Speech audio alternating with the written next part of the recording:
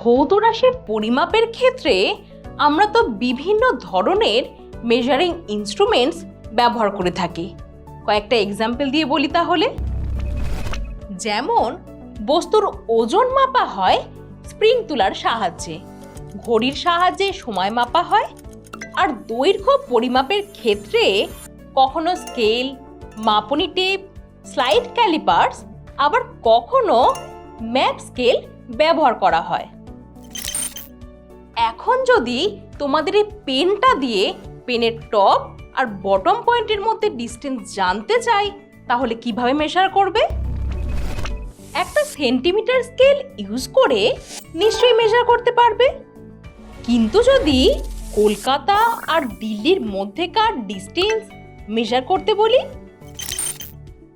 সেক্ষেত্রে centimetre scale ব্যবহার করে এই এত বড় ডিস্টেন্স মেজার করা সম্ভব নয়। তার মানে নিশ্চয়ই বুঝতেই পারছো, একই ভৌত রাশি পরিমাপের ক্ষেত্রে বিভিন্ন রেঞ্জের মেজারিং ইনস্ট্রুমেন্ট ব্যবহার করা হয়। ঠিক সেই রকমই কোনো সার্কিটে খুব অল্প মানের অর্থাৎ মিলি এবং মাইক্রোঅ্যাম্পিয়ার রেঞ্জের কারেন্ট ডিটেক্ট করা আর তা মেজার করার জন্য গ্যালভানোমিটার ইউজ করা হয়। কিন্তু যদি সার্কিটে খুব বেশি পরিমাণে কারেন্ট ফ্লো হয়, তাহলে সেক্ষেত্রে গ্যালভানোমিটার ব্যবহার করা যাবে না। যেহেতু গ্যালভানোমিটার একটা সার্টেন রেঞ্জ পর্যন্ত তড়িৎ প্রবাহ মাত্রার জন্য বিক্ষেপ দেখায়, তাই সেই রেঞ্জের থেকে যদি বেশি পরিমাণে কারেন্ট পাঠানো হয়, গ্যালভানোমিটারের ম্যাক্সিমাম ডিফ্লেকশন হওয়ার পর তা নষ্ট হয়ে যাবে। এখন তোমাদের মনে হতে পারে, small amount current galvanometer easily detect করতে পারলেও প্রবাহ মাত্রা অধিক হলে গ্যালভানোমিটার নষ্ট হয়ে যাচ্ছে কেন? আসলে গ্যালভানোমিটারের মধ্যে দিয়ে অত্যাধিক মাত্রায় কারেন্ট পাঠানো হলে এর মধ্যে থাকা কুণ্ডলীটাতে বেশি পরিমাণে টর্ক তৈরি হবে আর কুণ্ডলীটা জোরে ঘুরতে থাকবে। সেই সঙ্গে কুণ্ডলীতে জুল হিটিং এফেক্টও দেখা যাবে, আর একটা সময় পর তারটা গলে গিয়ে শর্ট হয়ে যায়। এই ক্ষতির হাত থেকে বাঁচানোর জন্য গ্যালভানোমিটারকে অ্যামিটারে কনভার্ট করা হয়। কিন্তু এখন প্রশ্ন হলো, এই গ্যালভানোমিটারকে অ্যামিটারে রূপান্তর করব কিভাবে?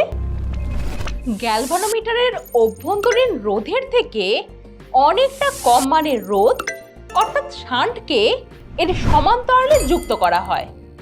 স্বল্প মানের রোধ বিশিষ্ট এই গ্যালভানোমিটারটাই তখন অ্যামিটার হিসাবে কাজ করবে। এই অ্যামিটার তৈরি করার জন্য মেনলি চলকুণ্ডলী গ্যালভানোমিটার ইউজ করা হয়। ধরে নিচ্ছি এই চলকুণ্ডলী গ্যালভানোমিটারটার রোধ জি এবং সূচক কাটার পূর্ণ স্কেল বিক্ষেপের জন্য তড়িৎ প্রবাহ মাত্রা আইজি। এখন বর্তনীর মোট প্রবাহ মাত্রা আই হলে শান্ট যুক্ত করার আগে গ্যালভানোমিটারের মধ্যে দিয়ে যে প্রবাহ যাচ্ছিল সেটাই শান্ট যোগ করার পর দুভাগে ভাগ হয়ে যাবে।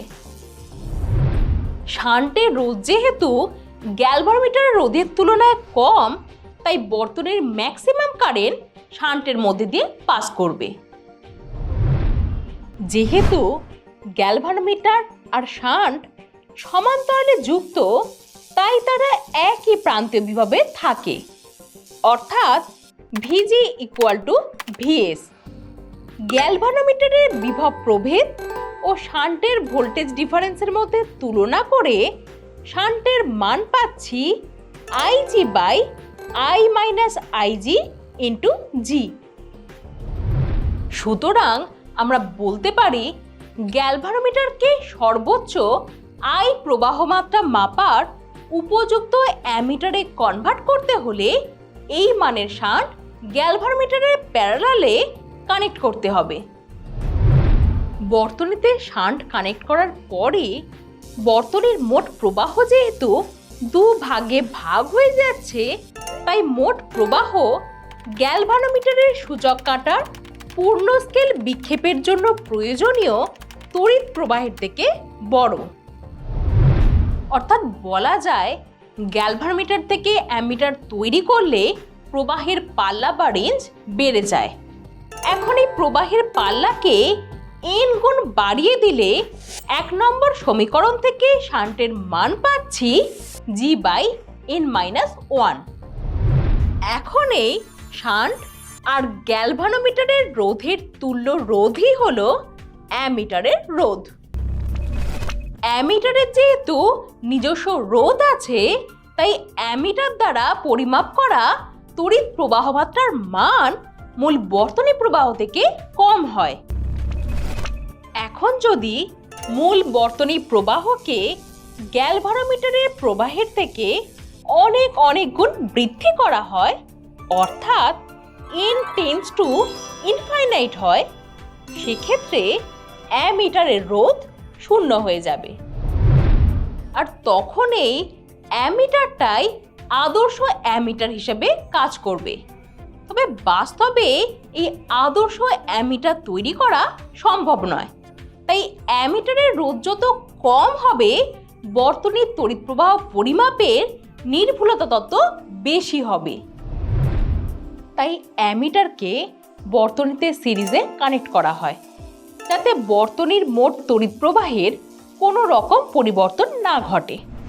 তবে বর্তনীতে তড়িৎ প্রবাহের পরিবর্তন করা যায় যদি বর্তনীর মধ্যে থাকা কোনো পরিবাহীর দুই প্রান্তের বিভব পার্থক্য চেঞ্জ করা হয়। ওহমের সূত্র থেকে তো আমরা এটাই জানতে পারি। বর্তনীর এই বিভব পার্থক্য মাপার জন্যই আমরা ভোল্টমিটার ইউজ করে থাকি। বর্তনীর যে দুটো প্রান্তের মধ্যে বিভব প্রভেদ মাপতে হবে, সেখানে ভোল্টমিটারকে সমান্তরালে যুক্ত করতে হবে। ভোল্টমিটারটা সমান্তরালে যুক্ত থাকায় বর্তনীর মোট প্রবাহ দুটো শাখায় ভেঙে যায়, অর্থাৎ ভোল্টমিটারের মধ্যে দিয়েও কারেন্ট পাস করে। মূল বর্তনীতে তড়িৎ প্রবাহ মাত্রা যাতে প্রায় একই থাকে, তাই উচ্চমানের রোধ বিশিষ্ট ভোল্টমিটার কানেক্ট করা হয়। আদর্শ ভোল্টমিটারের ক্ষেত্রে রোধের মান অসীম হয়, ফলে আদর্শ ভোল্টমিটারের মধ্যে দিয়ে তড়িৎ প্রবাহিত হয় না। তাই মূল বর্তনীর তড়িৎ প্রবাহ মাত্রাও অপরিবর্তিত থাকে। তবে এরকম আদর্শ ভোল্টমিটার তৈরি করা সম্ভব নয়। আজ আমরা ভোল্টমিটারের সাহায্যে নয়, বিভব প্রভেদ মাপার জন্য গ্যালভানোমিটার ব্যবহার করব। এটা শুনে নিশ্চয়ই কনফিউজড। গ্যালভানোমিটার আবার কিভাবে ভোল্টেজ ডিফারেন্স মেজার করতে পারে? আসলে গ্যালভানোমিটার সরাসরি ভোল্টেজ ডিফারেন্স মেজার করতে পারে না। যখন এটাকে ভোল্টমিটারে কনভার্ট করা হবে, তখন সেটা ভোল্টেজ ডিফারেন্স মেজার করতে পারবে। এবার দেখে নেব গ্যালভানোমিটারকে কিভাবে ভোল্টমিটারে কনভার্ট করা হবে। ধরে নিচ্ছি গ্যালভানোমিটারের রোধ G, আর যে উচ্চমানের রোধ যুক্ত করা হবে তার রেজিস্ট্যান্স R। এবার গ্যালভানোমিটারের সঙ্গে এই উচ্চমানের রোধটা শ্রেণীতে যুক্ত করলে সংস্থাটা ভোল্টমিটার হিসেবে কাজ করবে। দেখো, গ্যালভানোমিটারের মধ্যে দিয়ে IG পরিমাণ কারেন্ট গেলে গ্যালভানোমিটারের কাঁটার পূর্ণ স্কেল বিক্ষেপ ঘটছে। গ্যালভানোমিটারের সঙ্গে শ্রেণীতে রোধ যুক্ত করার ফলে আর রেজিস্ট্যান্সের মধ্যে দিয়েও একই পরিমাণ কারেন্ট IG প্রবাহিত হবে। আর A ও B প্রান্ত দুটির মধ্যে রোধ R+G। এখন ওহমের সূত্র অ্যাপ্লাই করে উচ্চমানের রোধের মান পাচ্ছি V/IG - G। অর্থাৎ আমরা বলতে পারি G রোধের গ্যালভানোমিটারটাকে সর্বোচ্চ V বিভব প্রভেদ মাপার উপযুক্ত ভোল্টমিটারে কনভার্ট করতে হলে উচ্চমানের এই রোধটাকে সিরিজে কানেক্ট করতে হবে। আর এই রূপান্তরিত ভোল্টমিটারের প্রান্তীয় বিভব প্রভেদ গ্যালভানোমিটারের প্রান্তীয় বিভব প্রভেদের থেকে বেশি। এর থেকে বলা যায় রূপান্তরিত ভোল্টমিটারের পাল্লা বা রেঞ্জ ভোল্টমিটারের থেকে বেশি হয়। এখন যদি পাল্লাকে n গুণ বাড়ানো হয় তাহলে 2 নম্বর সমীকরণ থেকে R এর মান পাই G ইন্টু n-1 আর ভোল্টমিটারের কার্যকরী রোধ হবে NG। আজকের আলোচনা থেকে তো বুঝতেই পারছো কিভাবে গ্যালভানোমিটারকে অ্যামিটারে আর ভোল্টমিটারে কনভার্ট করা হয়। তবে কখন প্যারালালে আর কখন সিরিজে রেজিস্ট্যান্স কানেক্ট করতে হবে সেটা নিয়ে তো একটা কনফিউশন হতেই পারে। তাই সহজে মনে রাখার জন্য একটা ট্রিক বলি। দেখো, অ্যামিটারের ফার্স্ট লেটার এ আর এর বাহু দুটো পরস্পরের সমান্তরাল। তাই গ্যালভানোমিটারকে অ্যামিটারে কনভার্ট করার জন্য প্যারালালে রেজিস্ট্যান্স কানেক্ট করতে হবে। আবার ভোল্টমিটারের ফার্স্ট লেটার ভি আর ভি এর বাহু দুটো দেখো সিরিজে কানেক্টেড।